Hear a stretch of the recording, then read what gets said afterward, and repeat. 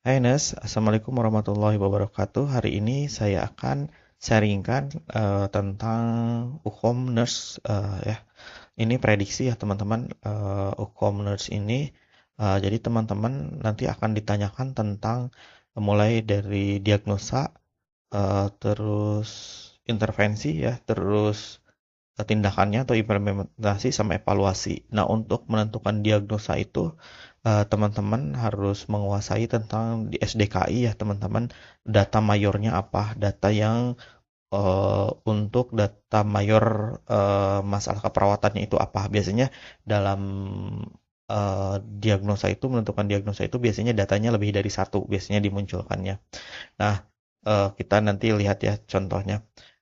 Jadi untuk pertama tentukan dulu, misalkan ditanyakan masalah keperawatannya apa, diagnosa keperawatannya. Nanti lihat datanya, data yang paling banyak yang munculnya itu apa. Nah, biasanya data yang paling banyak itu biasanya mengarah kepada diagnosa keperawatannya. Tidak, biasanya datanya itu lebih dari satu untuk menentukan diagnosanya itu ya. Nah, kalau satu misalkan muncul itu biasanya hanya pakai coh biasanya. Biasanya lebih dari satu datanya yang muncul untuk menentukan diagnosa. Nah, untuk menentukan intervensi itu, untuk menentukan intervensi kita harus menentukan dulu diagnosanya. Diagnosanya apa baru kita, oh intervensinya ini. Jadi kita harus menentukan dulu. Misalkan ditanyakan intervensinya tindakannya apa. Oh itu kira-kira untuk masalah itu masalah keperawatannya apa. Baru kita memilih intervensinya. Karena saling berurutan ya teman-teman. Kadang-kadang ditanyakan evaluasinya apa. Oh evaluasinya misalkan bersihan jalan napas misalkan seringnya yang muncul. Eh, di itu di pertanyaannya itu biasanya eh, mulai dari suara napas, misalkan wheezing, ada batuk. Nah, evaluasinya apa? Nah, evaluasinya itu apa? Nah, berarti itu kan masalah keperawatannya misalkan berisian jalan napas. Nah, evaluasinya misalkan suara napas gitu. Nah, seperti itu ya, teman-teman. Nah, oke. Nah, ini teman-teman bisa baca di sini ya di perawat ORG. Nanti di sini untuk yang yang sering muncul itu biasanya bersihan jalan napas ya, masalah keperawatannya itu. Terus gangguan pertukaran gas, pola napas. Nah, untuk sirkulasi biasanya penurunan curah jantung yang sering muncul itu. Terus eh ya penurunan curah jantung, terus untuk cairan, eh cairan biasanya yang muncul ini ya, hipervolemi itu muncul ya. Terus disfungsi motalitas gastrointestinal. Kadang suka muncul ya, jadi pelajari ya teman-teman. Terus ikterik neonatus, nah ini pada anak biasanya suka muncul. Terus menyusui tidak efektif biasanya untuk pada maternitas muncul ya. Terus di sini inkontinensia biasanya muncul ya.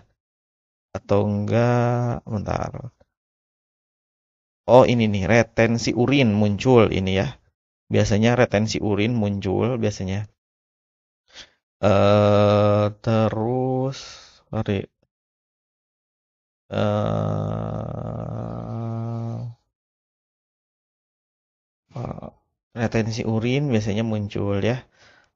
Terus, nah di sini gangguan mobilitas fisik ini paling sering muncul. Paling sering muncul tuh gangguan mobilitas fisik. Di KMB sering muncul, di gerontik muncul. Intoleran aktivitas juga sering muncul. Biasanya di KMB sering muncul untuk biasanya pasien-pasien dengan masalah jantung ya, sering muncul. Terus neurosensori biasanya, nah ini penurunan kapasitas adaptif intrakranial. Nah itu muncul ya teman-teman. Terus di sini reproduksi, disfungsi seksual biasanya muncul. Nyeri dan kenyamanan, nyeri akut biasanya muncul ya. Terus di sini integritas ego yang muncul, berduka ya. Terus keputusasaan ya untuk biasanya di jiwa ya kalau nggak salah. ketidakberdayaan ya, ya ini ya, putusasaan, ketidakberdayaan, di berduka, ketidakberdayaan, keputusasaan biasanya muncul. Tapi baca-baca semuanya ya, waham ya ini ya, muncul ini ya di jiwa ya, waham ya, terus defisit perawatan diri ini di jiwa muncul ya. Nah, ini penyuluhan dan pembelajaran biasanya. Nah, ini kesiapan peningkatan manajemen kesehatan ini di komunitas muncul. Terus ketidakpatuhan muncul ini juga di komunitas ya, untuk terkait nanti berhubungan dengan pengobatan TB biasanya muncul ketidakpatuhan ya. Terus manajemen kesehatan keluarga tidak efektif. Nah, ini harus bisa membedakan ya, manajemen kesehatan keluarga tidak efektif. Persiapan peningkatan manajemen ini pemeliharaan kesehatan nih, sering terkecoh itu di sini. Pemeliharaan kesehatan tidak efektif, manajemen kesehatan keluarga tidak efektif. Nah, ini teman-teman harus bisa membedakan ya. Ini muncul itu di komunitas itu. Komunitas ya, muncul ini. Manajemen kesehatan keluarga tidak efektif, pemeliharaan kesehatan tidak efektif itu muncul. Jadi harus bisa membedakan ya. Ketidakpatuhan, pokoknya ini muncul. Jadi harus bisa membedakan. Nah, ini gangguan isolasi sosial ya, di itu ya, di jiwa itu muncul ya. Terus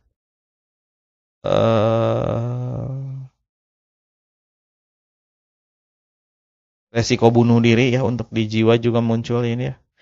Resiko bunuh diri, terus resiko jatuh untuk pasien-pasien gerontik itu muncul. Ya seperti itu ya teman-teman. Terus resiko cedera pada ibu dan janin. Nah, ini muncul pada kasus ini maternitas. Gangguan integritas kulit juga muncul ya. Pokoknya ini baca ya, untuk di SDKI ini harus dibaca. Karena kenapa? Dibaca itu misalkan kita harus tahu misalkan untuk gangguan mobilitas fisik. Nah, misalkan untuk bersihan jalan napas nih misalkan. Contohnya, nah untuk mengangkat bersihan jalan napas itu data yang harus ada itu di pengkajian itu ini teman-teman. Salah satunya. Biasanya lebih dari satu. Batuk tidak harus ada batuk. Tidak mampu batuk, seputum berlebih, ada gangguan suara napas, ada wheezing, ada ronhi ya. Kalau ini biasanya pada neonatus ya, mekonomi di jalan napas. Ini biasanya pada bayi ya. Nah, contohnya seperti ini teman-teman. Nah, contoh soalnya seperti ini. Jadi ini hanya sebagai latihan ya teman-teman. Seperti ini nih. Kita ini baca dulu pertanyaannya apa. Misalkan, apakah masalah keperawatan utama pada kasus tersebut? Ya, seorang laki-laki berusia 40 tahun dirawat di ruang penyakit dalam dengan keluhan sesak napas dan batuk berdahak. Hasil pengkajian, pasien tampak sesak, mengeluh lemah, produksi sputum kental ya. Ini ada batuk ya. Terus ronhi pada lobus media dextra. Tekanan darah sekian, nadi sekian, napas 24, suhu 37,8. Nah, ini dari data ini kita bisa lihat nih, ini ada perubahan suara napas ya, ronhi ya. Terus ada produksi sputum. Nah, kalau kita dilihat di sini berdasarkan SDKI, ada batuk, ada sputum ya, terus ada ronhi. Nah, ini kita lihat. Ini tuh datanya lebih dari satu, ada produksi sputum, terus ada ronhi. Nah, udah berarti ini bersihan jalan napas. Penurunan curah jantung salah. Yang tepat adalah bersihan jalan napas. Pokoknya jangan pilih yang lain, udah weh. Kalau ada data ini produksi sputum, ronhi, lobus, ada ronhi atau wheezing, udah bersihan. Ada biasanya kadang pilihannya ada batuk ya, kadang sputum ya, atau ketiga-tiganya ada batuk, sputum, ada suara napas, ada ronhi, kadang wheezing ya. Nah, itu bersihan jalan napas tidak efektif pilihannya. Nah, teman-teman nanti harus sering belajar untuk ini. Jadi bersihan jalan napas harus bedakan ya dengan yang lain.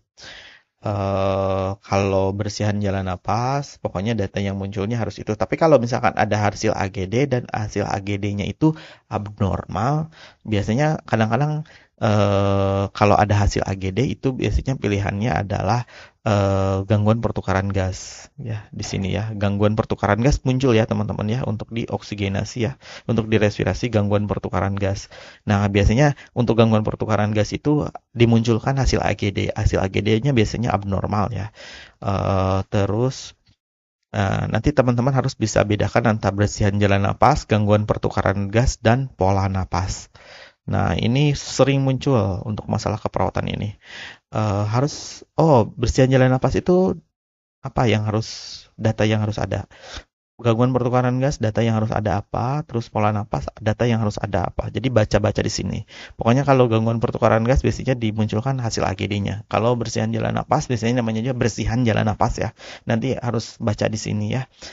Data yang harus munculnya di sini ada batuk, ada sputum ya, ada suara napas, gangguan suara napas, ada wheezing, ada ronhi. Nah, contohnya seperti ini, contoh kasusnya ada produksi sputum, ada ronhi. Udah pilihannya bersihan jalan napas, jangan pilih ke yang lain karena yang lain ini tidak mendukung. Yang mendukung adalah bersihan jalan napas tidak efektif. Kemudian contoh lagi ya. Ini adalah contoh soal yang kedua. Misalkan ini juga sering muncul biasanya teman-teman. Ini misalkan apakah masalah keperawatan prioritas pada kasus tersebut ya. Kita baca dulu ya pertanyaannya apa. Biasakan dari sekarang baca dulu pertanyaannya apa. Apakah masalah keperawatan prioritas pada kasus tersebut. Terus karena ini latihan, jadi saya bacanya pelan-pelan. Tapi kalau teman-teman itu jangan lebih dari 1 menit untuk menyelesaikan satu soal. Kalau lebih dari 1 menit, dipastikan teman-teman akan ketinggalan. Ya, jadi pastikan pilih jawaban yang paling mudah. Seorang laki-laki berusia 39 tahun, dirawat di ruang bedah neuro dengan cedera kepala berat. Ya, ini kata kuncinya juga ini di ruang neurologi ya, cedera kepala berat. Hasil pengkajian ya, GCS-nya ini ya E2 M3 V3, gelisah, mata tampak lebam, perdarahan di telinga ya. Tensinya 150/80, nadi 68, frekuensi napas 28, suhu 38. Apakah masalah? Nah, kalau seperti ini ada penurunan kesadaran ya. Ada penurunan kesadaran. Kalau penurunan kesadaran, terus didukung ya. Nah, untuk kayak kita lihat dulu di sini ya, untuk penurunan kapasitas adaptif intrakranial ya di neurosensori ya. Nah, untuk mengangkat ini harus datanya ini ya. Ada nyeri kepala di sini. Ada nggak nyeri kepala ya? Kalau ini enggak kan, karena dia ada penurunan kesadaran pasiennya ya. Nah, terus tekanan darah meningkat, pola napas, tingkat kesadaran menurun ya, tuh. Tingkat kesadaran menurun, respon pupil melambat atau tidak sama, refleks neurologis terganggu, bradikardi ya. Nah, kita lihat di sini di soal tuh. Di sini ada penurunan kesadaran jelas ya, GCS-nya turun ya. Terus nadi ya, beradi di sini tekanan darahnya meningkat ya. Nah, ini untuk data tambahannya ya di sini ya. Tekanan darah meningkat ya. Terus di sini kita lihat lagi apa di sini. Oke. Pokoknya ini biasanya paling jelas untuk melihat diagnosa ini penurunan kapasitas adaptif intrakranial itu ada penurunan GCS. Nah, di sini dikecohnya dengan apa?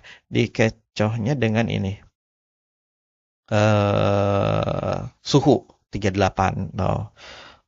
Untuk mengangkat itu, kalau kenapa nggak pilih suhu? Nah, untuk apa nggak pilih hipertermi? Untuk hipertermi itu kita lihat di sini. Nah, ya. Nah, untuk hipertermi itu data yang harus muncul. Oke.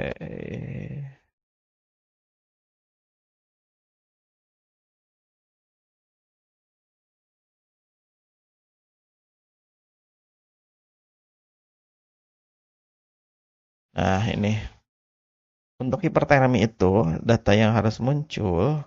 Nah, oke. Oh, ini ya, suhu tubuh di atas nilai normal. Nah, ini kita lihat data yang paling banyak yang muncul. Biasanya Kenapa? Kalau ini kan ada pengecohnya di sini ya. Kalau ini resiko perubahan jaringan cerebral itu udah salah. Ketidakefektifan pola napas juga salah. Nggak ada datanya di sini ya. Ini defisit volume cairan juga salah ya karena tidak ada datanya di atas ya. Nah, data yang munculnya itu yang paling banyak itu di mana? Nah, ini ya. Terus dia cedera kepala juga di ruang neurologi ya. Nah, ini apa? Ini mah hanya sebagai ini aja, sebagai gambaran ya. Nah, ini GCS-nya turun, tekanan darahnya juga naik ya.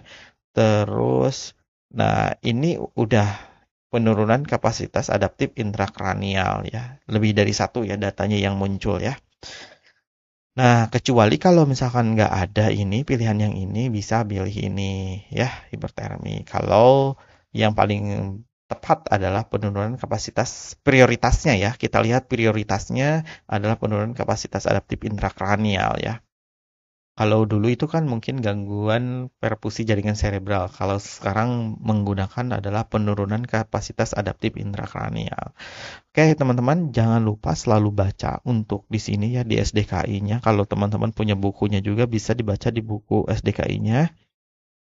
Harus sering berlatih cara menentukan masalah keperawatan. Karena kenapa? Kalau teman-teman udah tahu masalah keperawatannya apa, nanti akan tahu cara intervensinya apa, cara evaluasinya apa.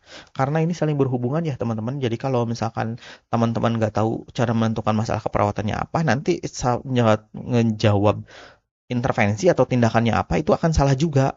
Kalau misalkan nggak tahu masalah keperawatannya apa, nanti saat melakukan evaluasi yang dievaluasi juga nanti salah. Karena ini berhubungan ya teman-teman.